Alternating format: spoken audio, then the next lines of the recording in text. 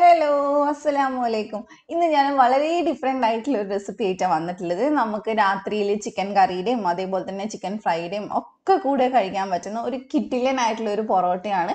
പുറം ഭാഗം നല്ല പഫ്സ് ഒക്കെ പോലെ നല്ല മൊരിഞ്ഞിരിക്കുന്നതാണ്, ഉള്ളിൽ നല്ല സോഫ്റ്റ് ആയിട്ട് അതുപോലെ തന്നെ ഒരുപാട് ലെയർ ഉള്ള ഒരു പൊറോട്ടയാണ് കേട്ടോ. നമ്മൾ സാധാ പൊറോട്ടേനേക്കാളൊക്കെ ഒത്തിരി ലെയർ ഉണ്ട്, കഴിക്കാൻ നല്ല ടേസ്റ്റുമാണ്. അപ്പോൾ ഞാൻ കഴിഞ്ഞ ദിവസം ഒരു ചിക്കൻ കറിയുടെ റെസിപ്പി ഇട്ടിട്ടുണ്ടായിരുന്നു.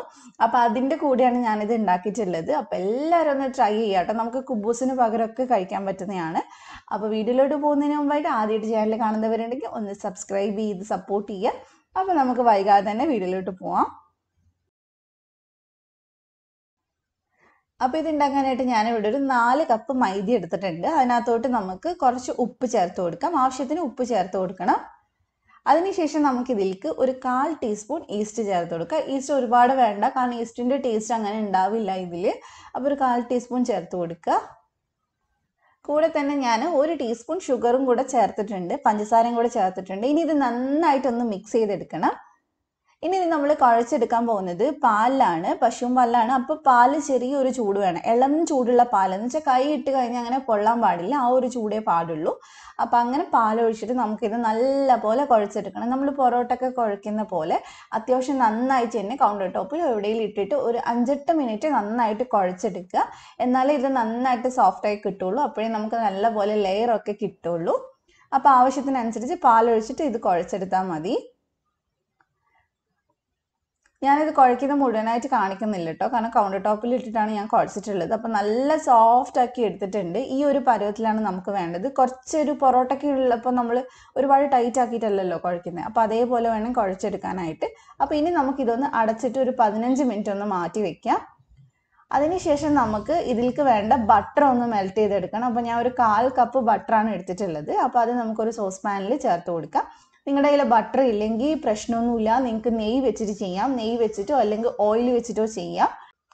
അപ്പോൾ ബട്ടറാണ് എടുക്കുന്നതെങ്കിൽ മാത്രം ഇതുപോലെ ഒന്ന് ചൂടാക്കിയാൽ മതി. ഒരു 5-6 മിനിറ്റ് ചെയ്യുക, അപ്പോഴേക്കും ഇതിൻ്റെ കളറൊന്ന് മാറി ഒരു ലൈറ്റ് ബ്രൗൺ കളറിലോട്ട് വരും.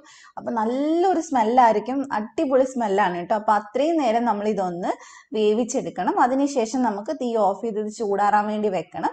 മാക്സിമം ബട്ടർ തന്നെ എടുക്കാൻ നോക്കുക, അപ്പോഴാണ് കൂടുതൽ ആ ഒരു ടേസ്റ്റ് നമുക്ക് കിട്ടുക. അപ്പോൾ നല്ല കളർ മാറിയിട്ടുണ്ട്. ഇനി നമുക്കത് മാറ്റി വെക്കാം. അപ്പോൾ നമ്മളിത് കുഴച്ച് വെച്ച മാവ് ഇവിടെ അടിപൊളിയായിട്ട് സെറ്റ് ആയിട്ടുണ്ട്. ഞാനൊരു അരമണിക്കൂറോളം വെച്ചിട്ടുണ്ടായിരുന്നു. അപ്പോൾ മാക്സിമം 15 മിനിറ്റ് എങ്കിലും വെക്കാൻ നോക്കുക. ഇനി നമ്മൾ ഇത് ചെയ്യാൻ പോകുന്നത് ഒരു 4 പീസാക്കി മാറ്റാൻ പോവാണ്. അപ്പോൾ നന്നായിട്ട് നമുക്ക് ഇതിൽ നിന്ന് എടുത്ത് മാറ്റാം. 4 പീസ് ആക്കുവാണെങ്കിൽ നമുക്ക് പരത്തി ഉണ്ടാക്കാൻ ഭയങ്കര സിമ്പിളാണ്, പക്ഷേ വേവിക്കുന്ന സമയത്ത് കുറച്ച് സമയം കൂടുതലെടുക്കും. അപ്പം നിങ്ങൾക്ക് പരത്താൻ വലിയ മടിയൊന്നും ഇല്ലെങ്കിൽ ഒരു 6 പീസൊക്കെ ആക്കിയിട്ട് ചെയ്താൽ മതി. അപ്പോൾ വേവിക്കുന്ന സമയത്താണെങ്കിൽ ഒരുപാട് സമയം എടുക്കില്ല. അപ്പോൾ അത് നിങ്ങളുടെ ഇഷ്ടത്തിനനുസരിച്ച് ചെയ്യാം. അപ്പം ഞാനിപ്പോൾ ഒരു 4 പീസാക്കി മാറ്റാണ്. അപ്പോൾ നമുക്കിതൊന്ന് കട്ട് ചെയ്ത് കൊടുക്കണം.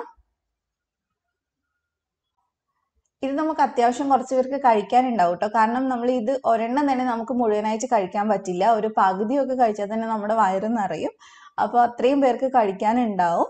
അപ്പോൾ അതേ ഞാൻ 4ആയിട്ട് കട്ട് ചെയ്തെടുത്തിട്ടുണ്ട്.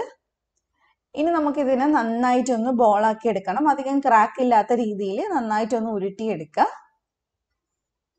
നമുക്കിത് 4 പീസല്ലേ ഉള്ളൂ, അതുകൊണ്ട് വളരെ പെട്ടെന്ന് ചെയ്തെടുക്കാൻ പറ്റും. നമുക്ക് പെട്ടെന്ന് പരത്തിൽ പണിയും കാര്യങ്ങളൊക്കെ കഴിയും. കുറച്ച് ഓയിൽ നമ്മൾ അധികം യൂസ് ചെയ്യുന്നുണ്ട്, ബട്ടർ അധികം യൂസ് ചെയ്യുന്നുണ്ട്, അത്രയേ ഉള്ളൂ. അപ്പോൾ ഇത് 4 ഞാൻ ബോളാക്കി എടുത്തിട്ടുണ്ട്. ഇനി നമുക്ക് ഇതിൻ്റെ മുകളിൽ നമ്മൾ മെൽറ്റ് ചെയ്ത് വെച്ചിട്ടുള്ള ആ ബട്ടർ ഉണ്ടല്ലോ, അതൊന്ന് തേച്ച് കൊടുക്കുക. എല്ലായിടെയും ഫുള്ളായിട്ടൊന്ന് സ്പ്രെഡ് ചെയ്ത് കൊടുക്കണം. അതിനുശേഷം നമ്മൾ ഇതിന് ഒരു 5 മിനിറ്റ് ഒന്ന് റെസ്റ്റ് ചെയ്യാൻ വെക്കുന്നുണ്ട്. അതിനുശേഷമാണ് നമ്മൾ ഇനി പരത്തുമൊക്കെ ചെയ്യുന്നത്. അപ്പോൾ കുറച്ചും കൂടി നല്ല പോലെ സോഫ്റ്റ് ആയിട്ട് കിട്ടും, അതിന് വേണ്ടിയിട്ടാണ്.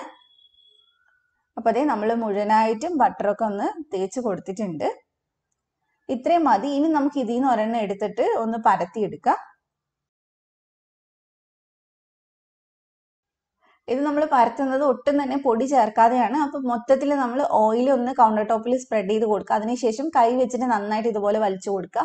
അതല്ലെങ്കിൽ നിങ്ങൾക്ക് റോളർ വെച്ചിട്ട് നമ്മൾ ചപ്പാത്തിക്ക് പരത്തുന്ന പോലെ തന്നെ പരത്താം. പക്ഷേ മാക്സിമം നിങ്ങൾ എണ്ണ മാത്രമേ എടുക്കാവുള്ളൂ, അല്ലാതെ പൊടിയിട്ട് പരത്തരുത്. ബട്ടർ തന്നെ എല്ലാവരുടെയും ഒന്ന് ബ്രഷ് ചെയ്ത് കൊടുത്താൽ മതി. അപ്പോൾ ഈ റോളർ വെച്ച് മാക്സിമം നിങ്ങൾക്ക് എത്രത്തോളം പരത്താൻ പറ്റുമോ അത്രയും പരത്താം. ബാക്കി നമുക്ക് കൈ കൊണ്ട് ഈസി ആയിട്ട് ചെയ്യാൻ പറ്റുന്നതേ ഉള്ളൂ. അപ്പോൾ അതേ ഞാൻ പരത്തി എടുത്തിട്ടുണ്ട്. ഇനി നമ്മൾ ഇത് കൈ വെച്ചിട്ടാണ് ബാക്കി ചെയ്യുന്നത്. അപ്പോൾ പൊട്ടി പോകാണ്ടിരിക്കാനായിട്ട് മേലെ കുറച്ച് ഇതുപോലെ ബട്ടർ ഒന്ന് ബ്രഷ് ചെയ്ത് കൊടുക്കുക. അപ്പോൾ അങ്ങനെ ചെയ്യുന്ന സമയത്ത് നമ്മൾ ഇത് വലിച്ചെടുക്കുന്ന സമയത്ത് കീറി പോകുന്നില്ല പെട്ടെന്ന്. അതുപോലെ കൗണ്ടർ ടോപ്പിലും ഒന്ന് മൊത്തമായിട്ട് ഞാനൊന്ന് ഓയിൽ സ്പ്രെഡ് ചെയ്ത് കൊടുത്തിട്ടുണ്ട്. അപ്പോൾ ഇനി നമുക്കിത് കൈ വെച്ചിട്ടൊന്ന് നന്നായിട്ടൊന്ന് വലിച്ചു കൊടുക്കുക. സൈഡൊക്കെ ആദ്യം തന്നെ ഒന്ന് പരത്തി ഒന്ന് ലെവലാക്കി എടുക്കണം. ഇതുപോലെ ചെയ്താൽ മതി. പിന്നെ ഇതേപോലെ ഒന്ന് എല്ലാ സൈഡിൽ നിന്നും ഒന്ന് വലിച്ചെടുക്കുവാണെങ്കിലും നമുക്ക് കീറാതെ തന്നെ കിട്ടും. നന്നായിട്ട് കുഴച്ചിട്ടുണ്ടെങ്കിൽ അങ്ങനെ കിട്ടുള്ളൂ കേട്ടോ. അതുകൊണ്ടാണ് കുറച്ച് നേരം കുഴയ്ക്കാൻ പറഞ്ഞത്. അപ്പോൾ അത് ഇതേപോലെ എല്ലാ സൈഡിൽ നിന്നും ഒന്ന് വലിച്ചിട്ട് ഒന്ന് അവിടെ ഇങ്ങനെ ഒട്ടിച്ചു കൊടുത്താൽ മതി. മാക്സിമം തിന്നാക്കി എടുക്കണം. അത് നിങ്ങൾക്ക് എങ്ങനെയാണോ പറ്റുന്നത് അതിനനുസരിച്ച് ചെയ്താൽ മതി. കൈകൊണ്ട് ജസ്റ്റ് വലിക്കാൻ പറ്റുന്നേ ഉള്ളൂ. വളരെ സിമ്പിളാണ്. അപ്പോൾ അതേ ഞാൻ മൊത്തമായിട്ട് ഇതുപോലെ ചെയ്തെടുത്തിട്ടുണ്ട്. നല്ല തിന്നാക്കി എടുത്തിട്ടുണ്ട്. ചെറുതായിട്ട് കീറിപ്പോയാലും കുഴപ്പമൊന്നുമില്ല. ഇനി നമുക്ക് ഇതിൻ്റെ മുകളിൽ മൊത്തമായിട്ടൊന്ന് ഓയിലൊന്ന് ബ്രഷ് ചെയ്ത് കൊടുക്കാം. ഓയിലല്ല, നമ്മൾ ബട്ടറാണ് എടുത്തിട്ടുള്ളത്. അത് മൊത്തമായിട്ടൊന്ന് ബ്രഷ് ചെയ്ത് കൊടുക്കാം. നമ്മളിങ്ങനെ ബട്ടർ ചേർക്കുന്നത് ഇത് ലെയർ കിട്ടാൻ വേണ്ടിയിട്ടാണ്. കാരണം നമുക്ക് നല്ല പോലെ ലെയർ ഉണ്ടാവും, ഒരുപാട് ലെയർ ഉണ്ടാവും നമ്മളിത് ഉണ്ടാക്കിയെടുക്കുന്ന സമയത്ത്. അപ്പോൾ മൊത്തമായിട്ട് നമ്മൾ ബട്ടർ ബ്രഷ് ചെയ്ത് കൊടുത്തിട്ടുണ്ട്. ഇനി ഇതിൻ്റെ മുകളിലായിട്ട് നമ്മൾ കുറച്ച് മൈദ ഒന്ന് എല്ലായിടും ഒന്ന് ഇട്ട് കൊടുക്കുക കേട്ടോ. എന്നാലേ നമുക്കിത് ഒട്ടിപ്പിടിക്കാതെ നമ്മൾ ചുട്ട് വരുന്ന സമയത്ത് ലെയർ ലെയർ ആയിട്ട് കിട്ടുള്ളൂ. അപ്പോൾ ഇതേപോലെ മൈദ ഒന്ന് സ്പ്രിങ്കിൾ ചെയ്ത് കൊടുക്കുക എല്ലായിടെയും. അപ്പോൾ ഫുള്ളായിട്ട് ഞാൻ ഇട്ട് കൊടുത്തിട്ടുണ്ട്. ഇത് നമുക്ക് വേണമെങ്കിൽ ഗോതമ്പ് മാവിലും ചെയ്യാം. പക്ഷേ ആ ഒരു മൈദയിൽ ചെയ്യുന്ന ആ ഒരു ടേസ്റ്റ് കിട്ടൂല എന്നേ ഉള്ളൂ. അപ്പോൾ ഇത് ഞാൻ ഇതിനെ ഹാഫായിട്ട് മടക്കിയിട്ടുണ്ട് കേട്ടോ. എല്ലായിടെയും ഒന്ന് സൈഡൊക്കെ ഒന്ന് വലിച്ചിട്ടൊന്ന് ലെവൽ ചെയ്ത് കൊടുക്കുക. അപ്പോൾ അത് ഇത് മൊത്തം ലെവലാക്കിയിട്ടുണ്ട്. ഇനി നമുക്ക് വീണ്ടും ഹാഫായിട്ട് മടക്കണം. അപ്പോൾ അതിന് മുമ്പായിട്ട് നമ്മൾ നേരത്തെ ചെയ്ത പോലെ തന്നെ കുറച്ച് ബട്ടർ എല്ലായിടെയും ഒന്ന് ആക്കി കൊടുക്കുക. അതിനുശേഷം നമ്മൾ നേരത്തെ ചെയ്ത പോലെ കുറച്ച് പൊടി എല്ലായിടെയും ഒന്ന് ഇട്ട് കൊടുക്കുക. അപ്പോൾ നമ്മൾ ഓരോ മടക്കലിലും നമ്മൾ ഇതേപോലെ ചെയ്യുമ്പോഴാണ് നമുക്ക് വേറെ വേറെ വേറെ ലെയർ ആയിട്ട് നമുക്ക് കിട്ടുക ചുട്ട് വരുന്ന സമയത്ത്. അപ്പോൾ വീണ്ടും ഇതിനെ നമുക്ക് ഹാഫായിട്ടൊന്ന് മടക്കാം. നിങ്ങൾക്ക് എത്ര തവണ ഇത് ഹാഫായിട്ട് മടക്കാൻ പറ്റുമോ അത്രയും തവണ മടക്കാം. ഞാൻ മടക്കിയ പോലെ തന്നെ ചെയ്യണമെന്നൊന്നുമില്ല, നിങ്ങൾക്ക് പറ്റുന്ന അത്രയും മടക്കാം. ഇപ്പോൾ ഇത് വീണ്ടും ഇതൊന്ന് ലെവൽ ചെയ്ത് കൊടുക്കുന്നുണ്ട്. വീണ്ടും നമുക്ക് ഇതിൻ്റെ മേലെ ബട്ടർ ബ്രഷ് ചെയ്ത് കൊടുക്കാം. എന്നിട്ട് വീണ്ടും നമുക്ക് പൊടി ഇട്ട് കൊടുക്കാം. അപ്പോൾ ഇനി നമ്മൾ ഒരു വട്ടം കൂടി ഇതൊന്ന് മടക്കി എടുക്കുന്നുണ്ട്. അപ്പോൾ ഞാൻ ഈ ഒരു വട്ടം കൂടിയേ മടക്കുന്നുള്ളൂ. നിങ്ങൾക്ക് പറ്റുമെങ്കിൽ നിങ്ങൾക്ക് വേണമെങ്കിൽ ഒന്നും കൂടി മടക്കി എടുക്കാം. അപ്പോൾ കുറച്ചും കൂടെ കട്ടി ആയതുകൊണ്ടാണ് ഞാൻ പിന്നെയും മടക്കാത്തത്. അപ്പോൾ ഇനി നമ്മൾ മടക്കുന്നതിന് പകരമായിട്ട് ഇതെല്ലാം കൂടി കൂട്ടി പിടിക്കുകയാണ് കേട്ടോ ചെയ്യുന്നത്. അപ്പോൾ ഒന്നും കൂടി ഒന്ന് ഓയിലൊന്ന് ബ്രഷ് ചെയ്ത് കൊടുക്കുന്നുണ്ട്. എന്നിട്ട് 3 സൈഡിൽ നിന്നും നടുക്കിലേക്ക് ഇതേപോലെ ഒന്ന് വെച്ച് കൊടുക്കുക. ഇനി നമ്മൾ ഇത് കൂട്ടി പിടിച്ച് നമ്മൾ കിഴിയൊക്കെ ഉണ്ടാക്കില്ലേ, അതേപോലെ എല്ലാ സൈഡിൽ നിന്നും ഇതിനെ ഇങ്ങനെ മിഡിലോട്ട് കൊണ്ടുവന്നിട്ട് ഒന്ന് പ്രസ് ചെയ്ത് കൊടുത്താൽ മതി.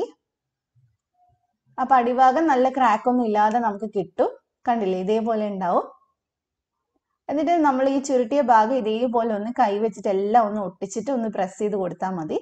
അപ്പോൾ ഇതിപ്പോൾ ഇവിടെ റെഡി ആയിട്ടുണ്ട്. ഇനി നമ്മൾ ഇത് ജസ്റ്റ് നമ്മളൊന്ന് റൗണ്ട് ആക്കി ഒന്ന് പരത്തിയെടുക്കണം, അത്രേ പണിയുള്ളൂ. ഇത് കാണുമ്പോൾ ഒരുപാട് പണിയുള്ള പോലെ തോന്നും, പക്ഷേ വളരെ സിമ്പിളാണ് കേട്ടോ. ചെയ്തു വരുമ്പോൾ നിങ്ങൾക്ക് മനസ്സിലാവും. അപ്പോൾ ഞാൻ പറയുമ്പോൾ കുറേ പറയുന്നുണ്ടെന്നേ ഉള്ളൂ. അപ്പോൾ ഇതൊന്ന് നമുക്ക് റൗണ്ടാക്കി ഒന്ന് പരത്തിയെടുക്കാം. ഇത് ഒരുപാട് കട്ടിയിലല്ല കേട്ടോ പരത്തുന്നത്, കുറച്ച് തിന്നായിട്ടാണ്, എന്നാലും ഒരുപാട് തിന്നുമല്ല. അപ്പോൾ നമുക്ക് കൈ വെച്ചിട്ട് ഇതേപോലെ ഒന്ന് ബാക്കി പരത്തി കൊടുക്കാം. എനിക്ക് കുറച്ചും കൂടെ കൈ വെച്ച് ചെയ്യുന്നതാണ് എളുപ്പമായിട്ട് തോന്നിയിട്ടുള്ളത്. അപ്പോൾ നിങ്ങൾക്ക് വേണമെങ്കിൽ എങ്ങനെയാണ് എളുപ്പം എന്ന് വെച്ചാൽ അങ്ങനെ ചെയ്താൽ മതി. അപ്പോൾ അതേ ഇത് ഞാൻ പരത്തി എടുത്തിട്ടുണ്ട്. അത്യാവശ്യം നല്ല റൗണ്ടായിട്ട് ഉണ്ടാവുക, കാരണം നമ്മൾ 4 കപ്പ് മൈദക്ക് ചെയ്തിട്ട് 4 പീസല്ലേ ആക്കിയിട്ടുള്ളൂ. അപ്പോൾ അത്യാവശ്യം വലിപ്പം ഉണ്ടാവും, വട്ടം ഉണ്ടാവും. അപ്പോൾ ഇനി നമുക്കിതൊന്ന് ചുട്ടെടുക്കണം. അപ്പോൾ ഞാൻ ഇവിടെ ഒരു ഫ്രൈ പാൻ വെച്ചിട്ടുണ്ട്. അതിനകത്തോട്ട് നമുക്ക് ആദ്യം തന്നെ കുറച്ച് ബട്ടർ ഒന്ന് ഇതുപോലെ ബ്രഷ് ചെയ്ത് കൊടുക്കുക. അതിനുശേഷം നമുക്ക് ഇതൊന്ന് ഇട്ട് കൊടുക്കാം കേട്ടോ. തീ കുറച്ച് വെച്ചിട്ട് വേണം നമ്മളിത് ഫുള്ളായിട്ട് വേവിക്കാനായിട്ട്, കാരണം ഉൾഭാഗം വേവാനുള്ളതാണ്, കുറച്ച് കട്ടിക്കല്ലേ ഉള്ളത്. അപ്പം നിങ്ങൾ 4 പീസാക്കിയിട്ട് അല്ലെങ്കിൽ കുറച്ച് സമയം എടുക്കും ഇത് വേവാനായിട്ട്. അപ്പോൾ അതുകൊണ്ടാണ് ഞാൻ പറഞ്ഞത്, നിങ്ങൾക്ക് വേവിക്കുന്ന സമയത്ത് പെട്ടെന്ന് കിട്ടണം എന്നുണ്ടെങ്കിൽ ഒരു 6 പീസൊക്കെ ആക്കിയിട്ട് റോളാക്കിയാൽ മതി. അപ്പോൾ ഇനി നമുക്ക് തിരിച്ചു മറിച്ച് വിട്ടിട്ട് ഇതൊന്ന് വേവിച്ചെടുക്കാം. 1 or 2 പാനിലൊക്കെ ചെയ്തെടുക്കുകയാണെങ്കിൽ വേഗം തന്നെ പരിപാടി തീരും, കാരണം 4 എണ്ണയല്ലേ ഉള്ളൂ. അപ്പോൾ ഇത് തിരിച്ചു മറിച്ചു വിട്ട് നല്ല ബ്രൗൺ കളർ ആവുന്നത് വരെ നമുക്ക് വേവിച്ചെടുക്കണം. തീ കൂട്ടി വെക്കരുത്. ഇച്ചിരി കഴിയുമ്പോൾ ഇത് കുറച്ച് പൊങ്ങി വരാൻ തുടങ്ങും. അപ്പോൾ നന്നായിട്ട് ഇതുപോലെ ഒന്ന് പ്രസ് ചെയ്ത് കൊടുത്താൽ മതി. 2 സൈഡും നമുക്ക് തിരിച്ചു മറിച്ചു വിട്ടിട്ട് ഇതുപോലെ ഒന്ന് പ്രസ് ചെയ്ത് കൊടുക്കുക. നന്നായിട്ട് രണ്ട് സൈഡും ഇപ്പോൾ പൊങ്ങി വന്നിട്ടുണ്ട്. അപ്പോൾ ഇനി നമുക്ക് ഇതിൻ്റെ മുകളിലായിട്ട് ഒന്ന് ബട്ടർ ഒന്നും കൂടെ ഒന്ന് ബ്രഷ് ചെയ്ത് കൊടുക്കുക. നമ്മൾ എടുക്കുന്നതിന് തൊട്ട് മുമ്പായിട്ടാണ് കേട്ടോ ഇങ്ങനെ ചെയ്യുന്നത്. അപ്പോൾ കഴിക്കുന്ന സമയത്ത് നല്ല ആ ഒരു ബട്ടറിൻ്റെ ഫ്ലേവറൊക്കെ ഉണ്ടാവും. അപ്പോൾ നമുക്ക് തിരിച്ചിട്ട് കൊടുത്തിട്ട് അവിടെയും കൂടി ഒന്ന് ബട്ടർ ഒന്ന് ആക്കി കൊടുക്കുക. അപ്പോൾ അതേ നമ്മൾ ഇവിടെയും കൂടി ആക്കി കൊടുത്തിട്ടുണ്ട്. ഇത്രയേ ഉള്ളൂ കേട്ടോ, നമ്മുടെ ഇതിവിടെ റെഡി ആയിട്ടുണ്ട്. അപ്പം ഞാൻ 2 പാനിലാണ് ചെയ്തെടുത്തിട്ടുണ്ടായിരുന്നത്, അതുകൊണ്ട് വളരെ പെട്ടെന്ന് തന്നെ കഴിഞ്ഞിട്ടുണ്ട്. അപ്പോൾ ഇനി നമുക്ക് ഇതേപോലെ തന്നെ ബാക്കിയുള്ളതൊന്ന് ചെയ്തെടുത്താൽ മതി. അപ്പം നമുക്കിനി ഇതൊന്ന് കട്ട് ചെയ്ത് നോക്കാം. ഇതിൻ്റെ മേൽഭാഗമൊക്കെ നല്ല നമ്മൾ പഫ്സിൻ്റെ പുറം ഭാഗമൊക്കെ ഉണ്ടാവില്ല, അതുപോലെ തന്നെ ഇങ്ങനെ മുരിഞ്ഞിട്ട് നമ്മൾ തൊടുമ്പോൾ തന്നെ അതിങ്ങനെ പൊടിഞ്ഞ് വരും. നല്ല ക്രിസ്പി ആയിട്ട് ഉണ്ടാവുക. ഉള്ളിലാണെങ്കിൽ ഒരുപാട് ലെയറൊക്കെ ആയിട്ട് നല്ല സോഫ്റ്റ് ആയിട്ട് ഉണ്ടാവുക. അപ്പോൾ ഇനി നമുക്കിതൊന്ന് കട്ട് ചെയ്ത് നോക്കാം. അപ്പോൾ ഇത് ഞാൻ പറഞ്ഞ പോലെ തന്നെ ഒരെണ്ണം നമുക്ക് മുഴുവനായിട്ടൊന്നും കഴിക്കാൻ പറ്റില്ല കേട്ടോ, അത്യാവശ്യം നല്ല ക്വാണ്ടിറ്റി ഉണ്ട്. അപ്പോൾ നമ്മൾ സെർവ് ചെയ്യുമ്പോൾ 2 പീസ് ആക്കിയിട്ട് സെർവ് ചെയ്യുക. അപ്പോൾ കഴിക്കാനും കുറച്ചുകൂടി എളുപ്പമായിരിക്കും. അപ്പോൾ ഇതാണ് നമ്മുടെ ഉള്ളിലത്തെ ആ ഒരു ലെയർ എന്ന് പറയുന്നത്. ഒരുപാട് ലെയർ ഉണ്ട്, നല്ല സോഫ്റ്റ് ആയിട്ടുള്ള ലെയറാണ് ഉള്ളിൽ ഉണ്ടാവുക. അപ്പോൾ എന്തായാലും ഒന്ന് ട്രൈ ചെയ്ത് നോക്കുക. നമ്മൾ കുബൂസ് ഏതിനൊക്കെയാണോ കഴിക്കുന്നത് അതുപോലെ തന്നെ കഴിക്കാം. അതുപോലെ നമുക്ക് കറി കൂട്ടിയിട്ട് കഴിക്കാം. നല്ല ഗ്രേവിയുള്ള ബട്ടർ ചിക്കൻ പോലത്തെ കറികളുടെ കൂടെ ഒക്കെ കഴിക്കാം. അപ്പോൾ എല്ലാവരും ട്രൈ ചെയ്ത് നോക്കുക കേട്ടോ, ഉറപ്പായിട്ടും നിങ്ങൾക്ക് ഇഷ്ടമാവും. അപ്പോൾ ഈ റെസിപ്പി ഇഷ്ടമായിട്ടുണ്ടെങ്കിൽ ട്രൈ ചെയ്ത് ഫീഡ്ബാക്ക് പറയുക. അപ്പോൾ ആദ്യമായിട്ട് കാണുന്നവരുണ്ടെങ്കിൽ ചാനൽ ഒന്ന് സബ്സ്ക്രൈബ് ചെയ്യുക. അതുപോലെ തന്നെ തൊട്ടടുത്തുള്ള ബെല്ല് ക്ലിക്ക് ചെയ്തിട്ട് ഓളും കൂടെ ക്ലിക്ക് ചെയ്യുക. എന്നാലേ ഞാൻ വീഡിയോസ് ഇടുമ്പോൾ നോട്ടിഫിക്കേഷൻ വരുള്ളൂ. മറ്റൊരു കിടക്കൻ വീഡിയോ ഇൻഷാ അല്ലാഹ് നമുക്ക് വീണ്ടും കാണാം. Thank you for watching.